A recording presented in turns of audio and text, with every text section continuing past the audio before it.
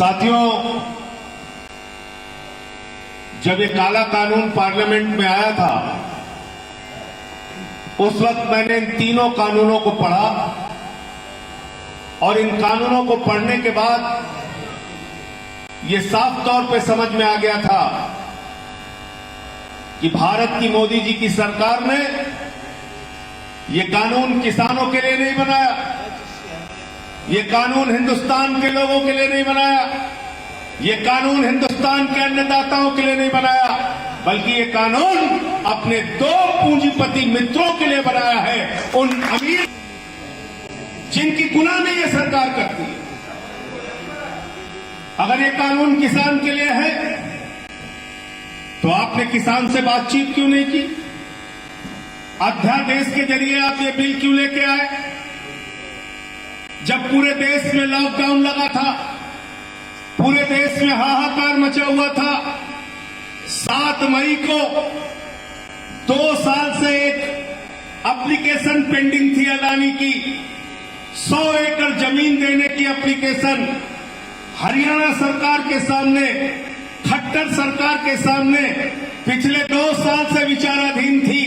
वो कहता था हमको भंडारण के लिए, कोल्ड स्टोरेज बनाने के लिए जमीन दे दो। हरियाणा की सरकार उस पर रोक लगाती थी, बार बार रोक लगाती थी, लेकिन 7 मई को जब सरकारी दफ्तर बंद थे, जब लॉकडाउन लगा था, पूरे देश में कोरोना से हाहाकार था, उस समय खट्टर सरकार ने दफ्तर खोल के अडानी को 100 एकड़ जमीन भंडारण के लिए दी और 5 जून को ऑर्डिनेंस पास करके अध्यादेश बना के नरेंद्र मोदी ने 5 ऐसे काले कानूनों में शामिल किया है मुद्दों को, जिसको आप जानेंगे तो आपको पता चल जाएगा कि ये काला कानून किसके लिए बना है। और उसमें पहली बात ये लिखी कि अब पूरे देश में कोई भी पूंजीपति जितना मन चाहे जमाखोरी कर सकता है, भंडारण कर सकता है, कोल्ड स्टोरेज बना सकता है। तो अडानी को 7 मई को जमीन दी गई और 5 जून को ऑर्डिनेंस पास किया गया लॉकडाउन के दौरान, जब देश के अंदर, पूरे देश में जब कोरोना की महामारी फैली थी। तो ये कानून किसान के लिए नहीं, ये कानून अडानी के लिए बनाया गया, पूंजीपति मित्रों के लिए बनाया गया। और इस कानून में लिखा क्या है? एमएसपी एमएसपी एमएसपी की बात मोदी जी करते हैं, कहते हैं एमएसपी था, एमएसपी है, एमएसपी रहेगा। तो मैंने कहा झूठा था, झूठा है, झूठा ही रहेगा, इसके अलावा कुछ नहीं। इतना बड़ा झूठ! अरे तीनों काले कानूनों में मैं भाजपाइयों से कहता हूं, एक लाइन दिखा दो कहीं एमएसपी के लिए लिखा हो, एक लाइन दिखा दो कहीं पे एमएसपी के लिए लिखा हो कि इसमें एमएसपी है। एक लाइन दिखाओ, इसमें एमएसपी का कहीं एक शब्द नहीं है। क्या कहते हैं? कहते हैं प्रधानमंत्री जी ने कह दिया आप लोग मान लो किसान भाइयों की एमएसपी मिलेगी। अरे मैंने कहा ये प्रधानमंत्री तो बहुत कुछ कहते रहते हैं। प्रधानमंत्री ने क्या कहा था? इतना काला धन लाएंगे, इतना काला धन लाएंगे, इतना काला धन लाएंगे कि हर आदमी के खाते में कितना जमा हो जाएगा? जोर से बोलिए, याद है कि भूल गए? 15 लाख। 15 पैसे भी आपके खाते में नहीं आए। नौजवानों को क्या बोला? बोले 2 करोड़ रोजगार हर साल देंगे, 12 करोड़ बेरोजगारों की फौज खरीदेंगे। नोटबंदी तो क्या बोला? 50 दिन में अगर नोटबंदी से देश की तकदीर न बदल जाए मित्रों, तो हमें चौराहे पे खड़े करके मार देना। कहा था कि नहीं कहा था? बोला जीएसटी से आपको दूसरी आजादी मिल जाए। कैसे मूर्ख बनाता है ये आदमी! आपका टैक्स बढ़ा के 5% से 28% कर दिया, देश में जीएसटी लागू कर दी और कहा कि भारत के लोगों जश्न मनाओ, तुम्हारा टैक्स बढ़ा। तो आप लोग भी जश्न मनाने लगे। अभी अनिल शर्मा जी कह रहे थे, राजेंद्र चौधरी जी कह रहे थे, मैं एक बात में अपने प्रधानमंत्री जी की खासियत मानता हूं, अगर अंतर्राष्ट्रीय भाषण प्रतियोगिता करा ली जाए तो नरेंद्र मोदी जी नंबर 1 पर आएंगे, 2 नंबर पे नहीं आएंगे। इतना झूठ बोलता है, सुबह से शाम तक आदमी झूठ बोलता है। और कह रहे प्रधानमंत्री ने कह लिया, आप मान लीजिए एमएसपी मिलेगी। अब मैं आपको देसी भाषा में समझाता हूं। मान लीजिए कि अनिल शर्मा जी अपना 10 कुंटल धान बेचने के लिए बाजार में गए, मंडी में गए, इनको इनके धान का दाम नहीं मिला, इनको इनकी एमएसपी नहीं मिली, इन्होंने न्यायालय में मुकदमा कर दिया। जज साहब के सामने गए और बोले साहब हमें एमएसपी नहीं मिली, एमएसपी दिलाइए। तो जज साहब पूछेंगे कानून में कहां लिखा है शर्मा जी एमएसपी? तो ये जज साहब से जब ये कहेंगे कि जज साहब आपने नहीं सुना, मोदी जी ने बहुत अच्छा भाषण दिया था कि एमएसपी मिलेगी, एमएसपी मिलेगी, एमएसपी मिलेगी, तो जज साहब इनका याचिका पकड़ेंगे और उठा के कूड़ेदान में डाल देंगे। एमएसपी कानून की गारंटी से मिलती है, मोदी के भाषण से नहीं मिलती। पहली बात। दूसरी बात क्या लिखा है? Contract farming. पूरे देश में किसान अपने ही खेत में गुलाम बन जाएगा। बड़े बड़े पूंजीपति आपका खेत ले लेंगे, अपने मनमानी वहां पर खाद डालेंगे, अपने मनमानी वहां पे केमिकल डालेंगे, अपने मनमानी वहां पे बीज डालेंगे, अपने मनमानी वहां पे पैदावार करेंगे। पैदावार अच्छी हो गई तो माल अपने पास, पैदावार खराब हो गई तो उनके खिलाफ आप न्यायालय में नहीं जा सकते, कोर्ट में नहीं जा सकते। यानी कि आपकी जमीन पे आपको गुलाम बनाने का कानून है कॉन्ट्रैक्ट फार्मिंग। समझ गए आप? और तीसरा क्या लिखा है? असीमित भंडारण। असीमित भंडारण। हम लोग हिंदू समुदाय से आते हैं, यहां हमारे मुस्लिम भाई भी बैठे हैं, सिखों में भी जाके पूछ लेना, ईसाइयों में भी पूछ लेना, किसी जाति में पूछ लेना, किसी धर्म में पूछ लेना, जमाखोरी को पाप मानते हैं कि नहीं मानते? जोर से बोलो, मानते हैं कि नहीं मानते? अगर बाजार में सामान की उपलब्धता नहीं होगी, फल सब्जियां अनाज नहीं होगा और उसको कोई साहूकार, कोई पूंजीपति जमा करके अपने गोदाम में रखेगा तो उसको काला बाजारी और जमाखोरी कहा जाता है कि नहीं कहा जाता है? जोर से बोलिए, कहा जाता है कि नहीं कहा जाता है? मोदी जी ने क्या किया है तीसरे कानून में? बोले असीमित भंडारण की छूट।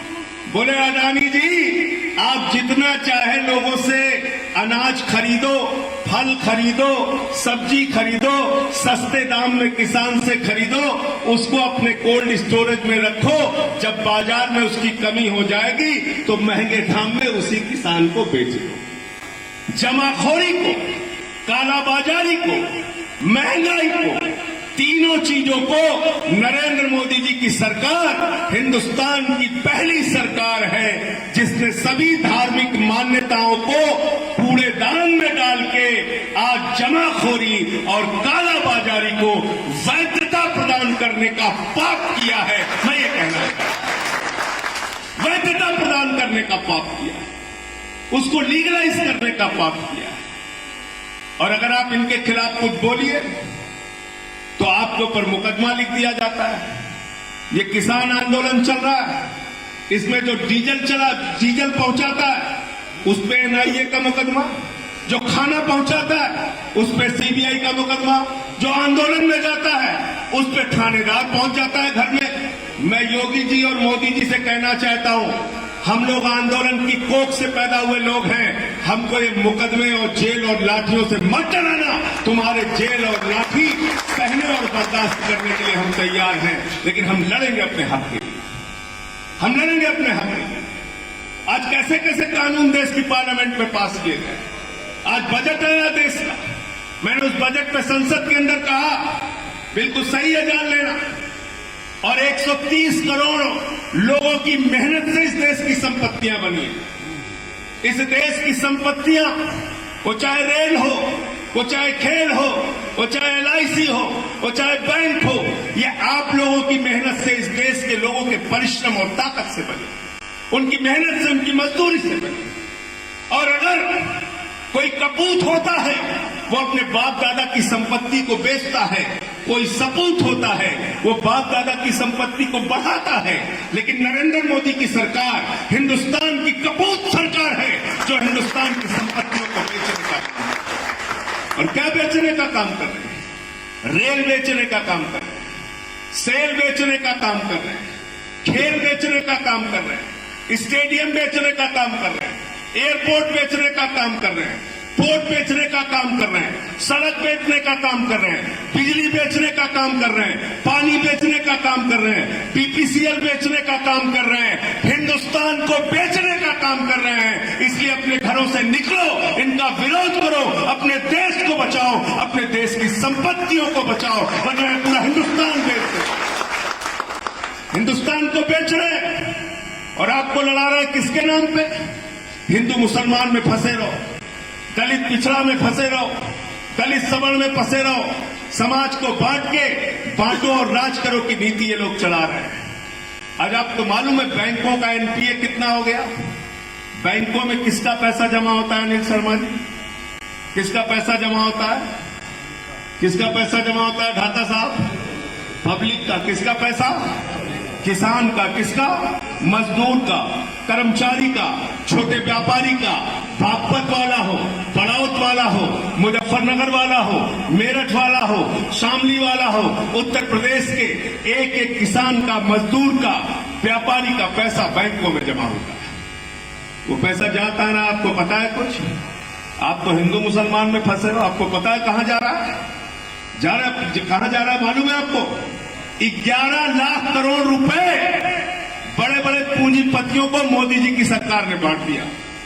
पूरे बैंक खाली हो गए हिंदुस्तान के। 11 लाख करोड़। अभी मैं सन्नी से कहूं 11 लाख करोड़ लिख दो तो जीरो लिखते लिखते थक जाएगा, इतना बड़ा पैसा होता है 11 लाख। 11 लाख करोड़ अगर हिंदुस्तान के विकास में लगा दिया जाए, फैक्ट्री लगाने में लगा दिया जाए, सड़क बनाने में लगा दिया जाए, स्कूल बनाने में लगा दिया जाए, अस्पताल बनाने में लगा दिया जाए, तो मैं दावे के साथ कह सकता हूं करोड़ों लोगों को रोजगार मिल सकता है और देश की तकदीर बदल सकती है। लेकिन वो 11 लाख करोड़ रुपए चंद पूंजीपतियों को बांटने का काम नरेंद्र मोदी की सरकार ने किया है। अदानी भी शामिल है उसमें, अंबानी भी शामिल है उसमें, वेदांता भी शामिल है उसमें, तमाम पूंजीपतियों को उन्होंने पैसा बांटा। तो बैंकों में आपका जो पैसा बांटा था वो इन पूंजीपतियों को बांट दिया। कितना बांटा है नीरव मोदी को? 20,000 करोड़ रुपए। 20,000 करोड़ रुपए। कितना बांटा है विजय माल्या को?